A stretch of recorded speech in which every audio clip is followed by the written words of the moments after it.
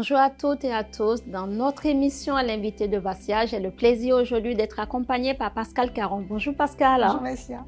Pascal, je te remercie d'avoir accepté mon invitation. Est-ce que tu peux nous parler de toi, présenter un peu ton parcours à nos auditeurs?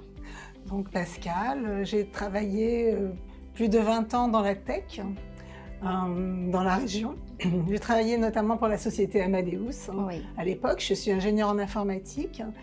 Tout au long de ma carrière, j'ai changé en réalité de parcours et ce qui m'a amené, après avoir embrassé une carrière d'ingénieur, à également faire un master en marketing et me lancer dans les ventes internationales, ce qui m'a permis de découvrir le monde et de rencontrer des clients les plus intéressants les uns que les autres.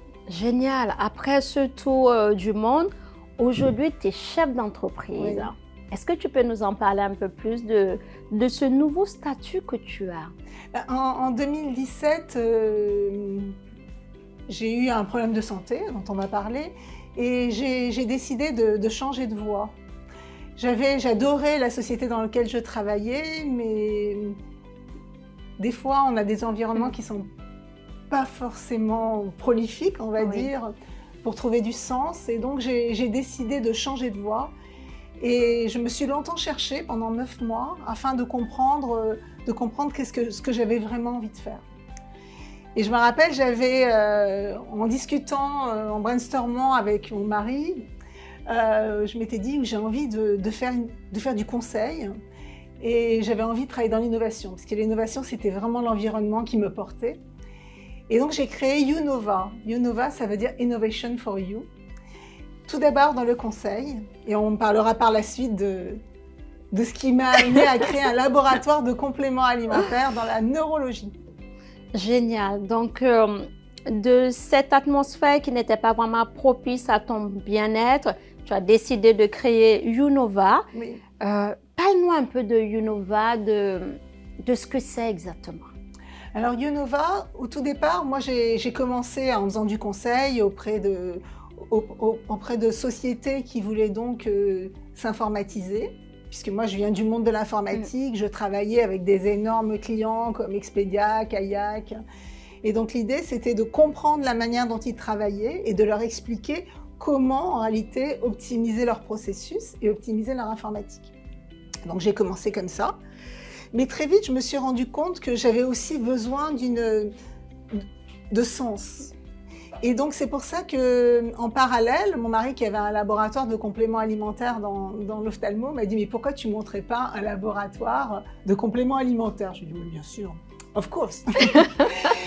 Et il m'a présenté mon associé actuel et j'ai décidé de lancer YouNova Pharma. Et YouNova Pharma, c'est essentiellement autour des compléments alimentaires, autour du cerveau et des nerfs. Tout ce qui est douleurs chroniques, donc prise en charge naturelle des douleurs chroniques, problèmes de mémoire, également tout ce qui est ophtalmo également. Et donc, je me suis lancée dans une activité de retail, bien sûr. À côté de ça, moi, je ne suis pas médecin, donc les médecins qui travaillent avec moi font les formules. Et moi, je me suis occupée de toute la partie informatisation, qui était mon métier. Et je me suis rendu compte que finalement, cet environnement du monde du pharmaceutique ou du nutraceutique, c'était pas si différent de ce que je savais faire avant. Donc, à la base, tu décides de créer YouNova. Ça a été créé il y a combien de temps? Alors, YouNova Consulting, on a commencé en 2018, mais la société YouNova Pharma a été créée en 2020, au moment du Covid. Ça ne pouvait pas être pire. Donc, aujourd'hui, on a YouNova qui a ces deux volets, ces deux aspects. Comment est-ce que tu arrives à le faire avoir le même objectif? Disons, pour moi, mon objectif, c'est le sens. Et ce qui me lie en réalité entre les deux, puisque plus tard, je me suis vraiment lancée dans l'intelligence artificielle, c'est le cerveau. Pour moi, le cerveau, à la fois d'un côté, le côté informatique, le cerveau, et justement l'automatisation, tout en gardant l'humain au centre, et le côté vraiment faire en sorte que son cerveau soit préservé, que tu puisses vraiment être en plein pouvoir de tes capacités au niveau cérébral. En parlant d'être en pleine possession de ses capacités au niveau cérébral, qu'est-ce que tu peux nous dire sur les entreprises qui adoptent l'IA? Parce que je pense que tu en connais un rayon là-dessus. Oui, alors avant d'en parler, j'ai écrit ce livre avec le docteur Yves-Marie Lebey. D'où est venue l'idée d'écrire ce livre? Voilà, donc l'idée c'était... tu sais que je suis très active à Monaco, puisque ma société est à Monaco. On organise beaucoup de conférences. Je suis également conseillère du commerce extérieur. Je suis vice-présidente de l'antenne de Monaco. Oui. Et donc, j'avais accès à un réseau énorme. Et pendant plusieurs années, notamment pour une des associations dans lesquelles je me suis énormément investie, j'ai fait des interviews de femmes entrepreneurs. Et donc, j'avais fait une centaine d'interviews de femmes entrepreneurs et à chaque interview, j'apprenais de nouvelles choses. Et au moment où l'IA est arrivée, je me suis dit, j'ai envie, puisque dans mon métier de consultant, généralement, la manière dont je travaille, c'est que j'interviewe les gens, je comprends l'environnement et ensuite, je rentre dans les détails. J'avais trouvé ça génial, je me suis dit, j'ai envie d'interviewer 100 entrepreneurs qui utilisent l'intelligence artificielle. Donc moi, je fais ça à l'écrit, parce que je suis une passionnée d'écriture. Et donc, j'ai interviewé, en utilisant ce réseau des francophones, des conseillers du commerce extérieur à travers le monde, j'ai interviewé 100 entrepreneurs francophones qui utilisent l'IA. Et donc, les éditions Ovadia, avec qui j'avais déjà fait des conférences, m'ont dit ça serait bien que tu écrives un livre. Et donc, je lui ai proposé ce projet. Je lui ai proposé le docteur Yves-Marie Lebey, qui est docteur en intelligence artificielle, parce que je trouvais que c'était intéressant d'avoir un lien entre le côté académique et le côté entrepreneurial. Oui. Et j'ai eu vraiment envie d'écrire un livre pour les entrepreneurs, à la fois pour les PME, les ETI, mais également les TPE.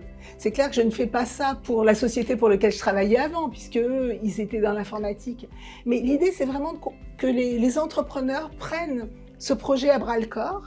Et donc, j'ai vraiment voulu baser ce projet sur des faits réels, comprendre en réalité ce que font aujourd'hui les pionniers qui utilisent l'IA et voir ensuite comment en réalité dégager des méthodes pour que les entrepreneurs qui donc vont lire ce livre puissent décider, je vais implémenter ça dans mon entreprise et voici la manière de le faire. D'accord. Est-ce que tu peux présenter à nos auditeurs ton livre et nous dire quelle est vraiment l'idée qui chemine avec tous ces 100 entrepreneurs? Qu'est-ce qui est la même idée qui véhicule leur implantation de l'IA dans leur entreprise? Alors, tout d'abord, les livres, on l'a appelé Entrepreneur IA, conseil d'entrepreneur. Donc, j'ai fait ces interviews qui sont sur le site, sur notre site Unova Consulting. Et l'idée, c'était pas de faire une collection d'interviews. Donc, on a un QR code, c'est un livre augmenté, qui permet d'accéder aux interviews que je continue à faire d'ailleurs. Et donc, l'idée, c'était ensuite de dériver des préceptes et des conseils d'entrepreneurs. Alors, le premier conseil pour un entrepreneur qui veut implémenter l'IA, c'est tout d'abord de faire attention à ses données. La première chose, c'est ce que j'ai l'habitude de dire en anglais, shit in, shit out. L'idée, c'est que si tu as des données qui ne sont pas structurées, qui ne sont pas propres, qui ne sont pas organisées, le résultat que tu vas avoir avec l'IA, il va être négatif. Donc, l'idée, c'est vraiment regarder ces données, avoir un dictionnaire de données, comprendre qu'est-ce que tu vas donner en entrée. Ensuite, une chose qui est hyper importante, c'est de se faire aider. De se faire aider parce qu'on ne va pas commencer à s'improviser spécialiste de l'intelligence artificielle. Donc, avoir des gens qui vous aident et qui vous expliquent, qui vous aident par exemple à trouver le cheminement, à trouver par exemple des irritants que vous allez résoudre avec cette IA et sélectionner également un irritant qui est relativement simple et le mener de bout en bout. Cette problématique, j'ai envie de la résoudre. Est-ce que l'IA peut m'aider à la résoudre ? Et un point qui est hyper important aussi, c'est d'embarquer ces équipes. Il ne faut pas que les équipes aient peur. Il faut vraiment qu'elles soient embarquées dans l'histoire. Il y a pas mal d'entreprises qui ont raté parce qu'elles ont délégué tout ça à la DSI en disant voilà, vous vous occupez, vous implémentez l'IA et après vous revenez. L'IA, c'est pas ça. L'IA, c'est vraiment embarquer entièrement l'équipe. Et j'avais un exemple qui était très intéressant, c'est une boîte plus importante, bien sûr, Orange.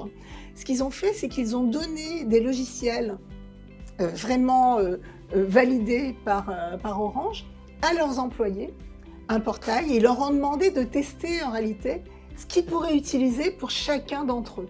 Et donc du coup, par capillarité, c'est vraiment devenu du bottom-up. Toutes les équipes sont arrivées avec des idées. Et l'idée, c'est pas forcément de dire voilà, on va faire ça. L'idée, c'est vraiment aussi d'embarquer tout le monde pour que chacun se rende compte que l'humain doit être au centre de l'entreprise et qu'en réalité, être vraiment se cantonner uniquement à une partie ou une autre n'est pas forcément la bonne chose. Donc, des interviews que tu as eu à faire auprès de ces 100 dirigeants, il en ressort qu'ils mettent l'humain au centre de l'IA. Voilà. Et qu'ils impliquent leur équipe à suivre la même direction en fonction de leurs valeurs. Et surtout, ils utilisent l'IA comme un outil, pas comme un robot qui va remplacer leurs équipes. Oui. Voilà. Et l'idée, c'est également de faire en sorte que ces actions, elles soient toujours sous le contrôle d'un humain, pour éviter notamment les biais, pour éviter les problèmes, les problèmes de l'IA. Voilà. Génial. À la suite de cette interview, de ce que tu as pu voir de tous ces dirigeants, comment toi, aujourd'hui, tu arrives à accompagner les nouveaux dirigeants qui veulent implanter l'IA au sein de leur société? Alors l'idée, c'est vraiment de comprendre la manière dont ils travaillent. Moi, c'est toujours ce que j'ai fait dans ma vie en tant que consultant, quand j'étais chez Amadeus ou autre. L'idée, c'est de comprendre ce que j'appelle la big picture. C'est comprendre en réalité dans l'entreprise comment l'entreprise travaille. Donc, conduire des interviews, comprendre quels sont les différents acteurs et de là, dériver en réalité quelques irritants qui vont nous permettre d'implémenter l'IA de bout en bout avec les équipes. Donc, c'est vraiment, cette manière, c'est de voir de plus haut, comprendre en réalité la totalité du problème pour pouvoir se concentrer sur seulement quelques problèmes. C'est génial. À la suite de ton livre que tu as donc créé, coécrit avec Yves-Marie Lebé. Voilà. Quel est l'objectif que ce livre apportera dans la vie de ceux qui vont le lire? Je l'ai reçu, j'ai commencé à le lire, je ne l'ai pas encore terminé, donc j'ai envie d'avoir ta vision sur l'objectif qu'il a. Alors notre objectif, enfin c'est en tout cas le mien quand j'ai écrit ce livre avec Yves-Marie, c'est vraiment de donner un guide aux entrepreneurs pour implémenter l'IA dans leur entreprise. Ce qu'il faut bien comprendre, c'est que de toute façon, ils ne vont pas y couper, ils vont être obligés d'implémenter l'IA. Le problème, c'est qu'il faut le faire de la bonne manière. Et donc, on a écrit 312 pages, donc il y a quand même 13 chapitres. C'est un guide pour expliquer comment, en réalité, on doit implémenter l'IA, comment on doit embarquer ses équipes, comment on doit structurer ses données, comment on doit faire en sorte de ne pas... vraiment s'assurer que la partie sécurité des données est bien mise en place, pas se retrouver avec des informations qui vont se retrouver chez les hyperscalers américains. Donc vraiment, l'idée c'était vraiment un guide, et ce guide c'est pas pour les startups et c'est pas pour les grandes entreprises, c'est vraiment pour tous les entrepreneurs. Et mon but avec ce livre, c'est vraiment que les entrepreneurs le lisent. Donc j'ai vraiment fait ça pour que les gens...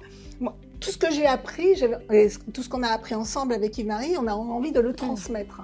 Et l'idée, c'est vraiment de ne pas faire quelque chose de complètement nébuleux. C'est un guide pratique pour les entrepreneurs afin qu'ils puissent l'implémenter. Génial.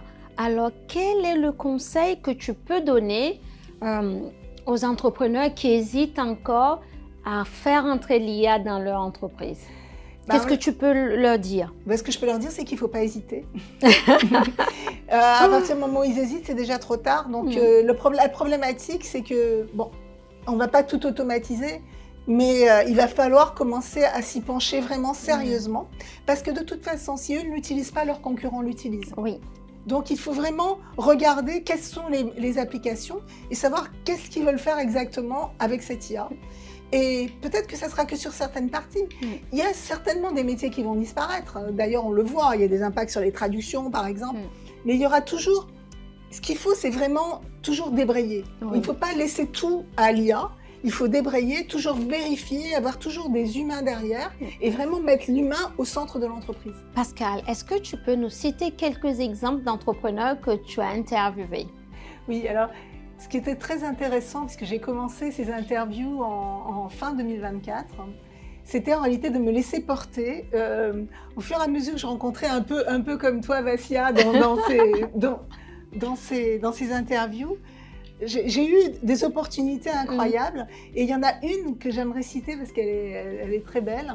J'étais dans l'avion sur le tarmac et on était coincés à Paris et on devait tous descendre pour le yacht show de Monaco.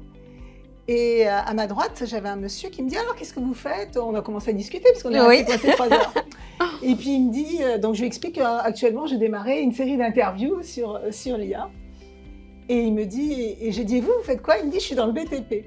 Ah. Et du coup, j'ai éclaté de rire en disant, mais vous ne devez pas beaucoup utiliser l'IA. Et c'est là où il m'a dit, mais vous rigolez, quoi.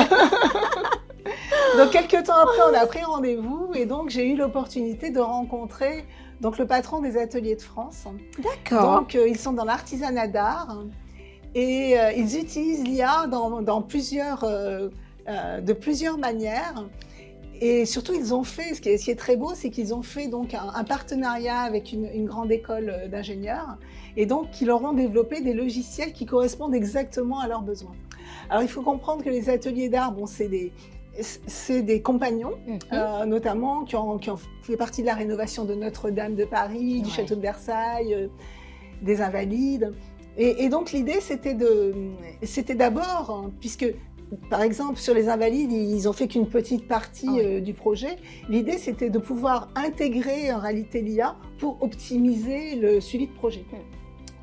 Ensuite, par exemple, ils utilisent l'IA également pour définir les différents échafaudages sur les bâtiments historiques. Mais le plus beau, ce qui m'a plu le plus en réalité, c'est la partie transmission du savoir. Oui. Ce qu'il faut savoir, c'est que donc les compagnons, eux, certains vont partir à la retraite, ils vont prendre sous leur aile un jeune qui arrive et qui est apprenti. Mais pendant toute cette période d'apprentissage, ils ne vont pas avoir le temps de lui expliquer tout. Oui. Et donc, il m'a expliqué un exemple, par exemple, des crémones Louis XIV. Je cite souvent cet exemple. Les crémones Louis XIV, dans sa carrière, un compagnon, il va peut-être en faire une vingtaine. Et donc, il ne va pas avoir l'opportunité de transmettre cette information aux jeunes. L'idée, c'est qu'ils vont utiliser l'IA pour filmer et analyser le geste de l'artisan. Et ils vont faire une banque de données de gestes qui va permettre ensuite, même en utilisant des caméras thermiques, etc., va permettre aux jeunes plus tard de reproduire ce geste. Et quand on dit que les robots vont remplacer l'humain, je m'inscris en faux, parce que là, dans ce cadre-là, ce jeune qui fait par exemple de la fonderie, il va pouvoir dire à sa famille, je suis artisan et je fais de l'IA. Oui. Donc, j'ai trouvé ça magnifique et c'est un des exemples les plus beaux que j'ai eus. Bien sûr, il y a des exemples, il y a multiples exemples. J'ai interviewé énormément de monde dans le domaine de la santé et de la médecine pour la recherche des maladies. Également, dans des domaines comme le RH et également le recrutement. Et j'ai également interviewé des startups. Donc, par exemple, dernièrement, je viens d'interviewer Jean-Charles Chemin qui a créé Legapass, donc qui travaille notamment avec les notaires pour optimiser la manière dont ils travaillent et surtout les successions. Et ce qui est hyper intéressant dans ce qu'il m'a raconté, c'est qu'ils ont vraiment utilisé l'IA comme un levier d'excellence. Là, c'est des développeurs, donc ils vont utiliser l'IA pour les aider tout au long du développement, une sorte de copilote comme un outil. Et donc, tout au long de la construction du logiciel, ils vont pouvoir utiliser l'IA comme un copilote. Alors, j'ai d'autres exemples, par exemple, en gare de Monaco. Il faut savoir que la gare de Monaco utilise, par exemple, des caméras. Oui. Donc, ces caméras sont reliées à un logiciel qui s'appelle 22, qui va permettre d'analyser les flux voyageurs.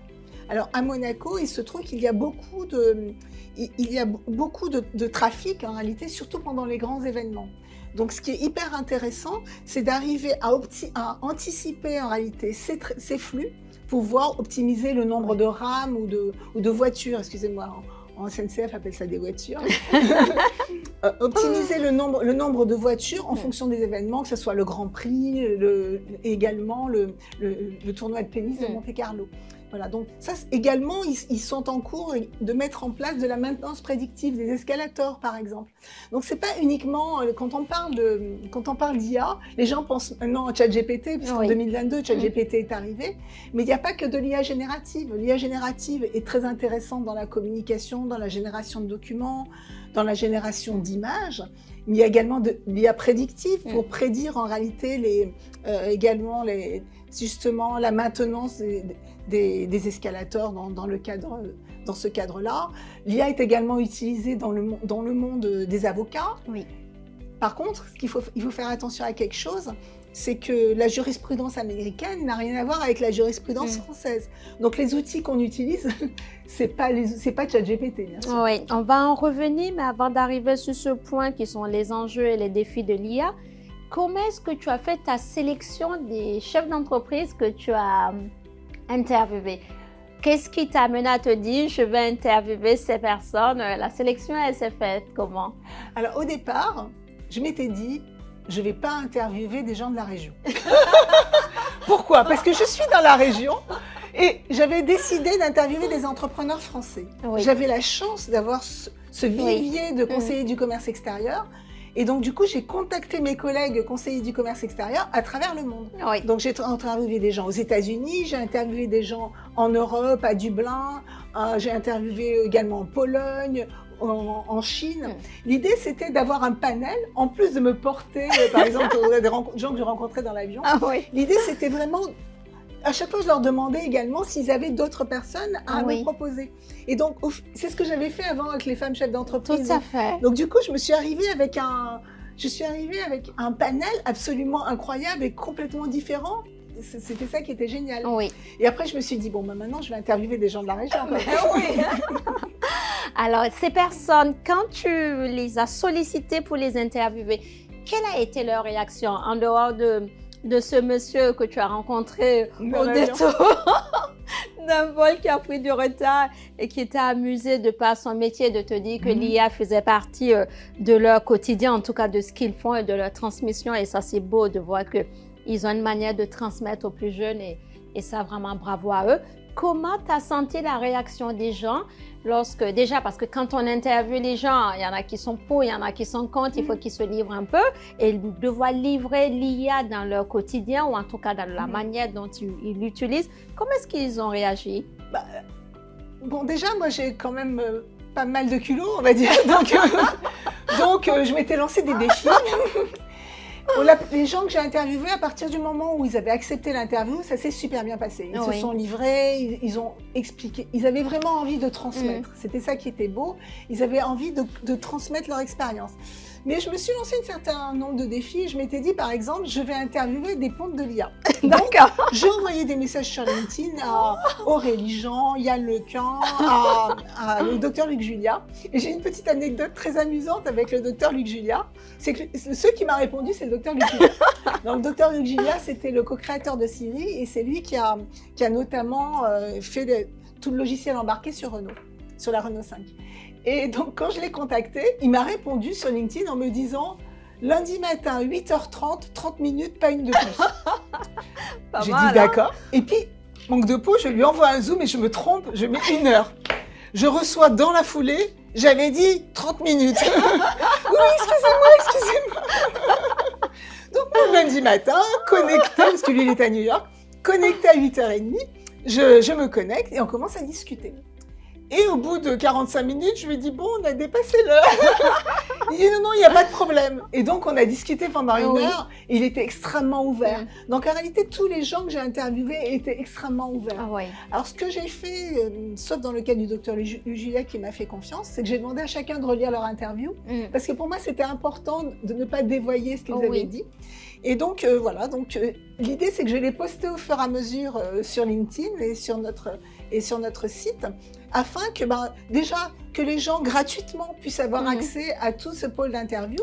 Et ensuite, on a rédigé ce livre, qui est quand même un livre de 312 pages, hein, donc c'est quand même avec des conseils et vraiment un mode d'action pour implémenter l'IA. Et bien sûr, les interviews ne sont pas dans ce livre. Je me suis permis de mettre l'interview du docteur Luc Julia. Et tu as très bien fait. Aujourd'hui, tu en as interviewé une centaine. Est-ce que et tu donnes des conseils, tu accompagnes des entreprises dans le domaine de l'IA. Est-ce que tu as envie de continuer d'en interviewer d'autres? Oui, je continue. Toujours, tu continues donc? Je continue, oui. Alors, tu as combien aujourd'hui d'interviews de Là, ces j'en ai chefs environ d'entreprise? 120, mais disons qu'après, je fais aussi beaucoup. J'ai eu la chance, avec les conseillers du commerce extérieur, d'assister à énormément d'événements. Oui. Je suis allée au CS de Las Vegas, à Vivatech, au AI Summit. Je suis allée au Revolution Summit à Paris également. Donc, j'ai eu la chance d'avoir accès à des gens, puisqu'en plus, on fait partie du groupe Acculturation des conseillers du commerce extérieur. Donc, je rencontre des gens incroyables. Et donc, du coup, ça me donne envie de transmettre ces informations. Et, et moi, j'adore écrire. Donc, l'idée d'écrire et de rédiger ces interviews, je continue toujours. Je trouve ça intéressant puisque j'apprends tous les jours. Ça me permet de transmettre tout ce que j'apprends aux équipes. Et finalement, transmettre, c'est le sens que j'ai trouvé, une fois quand je suis partie de ma société. C'est joliment dit, c'est très beau. Transmettre, c'est vraiment important. On va revenir sur l'IA, sur les enjeux et les risques de l'IA. Voilà. Donc, lors de ces interviews, j'ai également interviewé la philosophe Laurence Vanin, qui est connue maintenant, qui est connue dans la région. Elle a écrit énormément de livres, notamment préfacés par Boris Cyrulnik. C'est une femme incroyable qui actuellement a une chaire à Paris, à la Gendarmerie nationale. Et donc, on a beaucoup parlé en réalité de l'impact de l'IA sur les jeunes générations. Oui. Moi, je pense que nous, on est blindés, on a déjà passé un certain âge, notre cerveau est constitué, et donc c'est pas un gros problème d'utiliser l'IA. Mais j'en veux pour preuve une étude du MIT qui est passée en juillet en réalité. Lors de ces études, ils ont pris trois groupes de personnes. Le premier groupe de personnes qui ont écrit un document, une étude, en utilisant de la recherche documentaire normale, et donc en écrivant un document à partir de cette recherche documentaire. Les deuxième groupe de personnes, eux, ils avaient écrit en faisant de la recherche sur Google, et donc ils avaient écrit eux-mêmes le document. Et la troisième catégorie de personnes, ils avaient utilisé l'équivalent du Deep Search de ChatGPT, qui te permet d'écrire un document de 25 pages sans savoir ce qu'il y a écrit dedans. Et donc sur ces trois groupes, on s'est rendu compte que les premiers avaient une activité cérébrale normale, tout à fait normale, les deuxièmes aussi. Les troisièmes, ils n'avaient absolument aucune idée de ce qu'ils avaient écrit. Donc, les premiers pouvaient citer des passages de ce qu'ils avaient écrit et les troisièmes, pas du tout. Et c'est là où on a un problème avec les jeunes générations. Puisque quand tu es jeune, ton cerveau va se constituer. Son cerveau va se constituer et de là, Yonova Pharma, et là, donc il va y avoir une neurotransmission, il va y avoir des connexions qui vont se faire entre les neurones. Et la problématique, c'est que si tu ne confrontes plus à de la difficulté, tu fais plus de maths, tu fais plus rien, et tu vas te retrouver finalement avec des cerveaux de plus en plus petits. Et on disait en science-fiction qu'un jour on allait avoir des cerveaux disproportionnés. Et j'ai l'impression que c'est le contraire qui va se passer. Et là, ce qu'on discutait également avec Laurence, avec Laurence Vanin, excusez-moi, c'était vraiment de comprendre en réalité qu'est-ce qu'on va devenir, notamment avec les réseaux sociaux, en étant complètement transparent. Si on devient un homme de verre et qu'on est complètement transparent et que tout ce qu'on fait est prédictif, finalement, on n'a plus de libre arbitre. Et l'idée, c'est vraiment de garder ce libre arbitre, de garder cette décision au niveau de l'humain et d'utiliser l'IA uniquement comme un outil. Donc pour moi, les enjeux, c'est ça.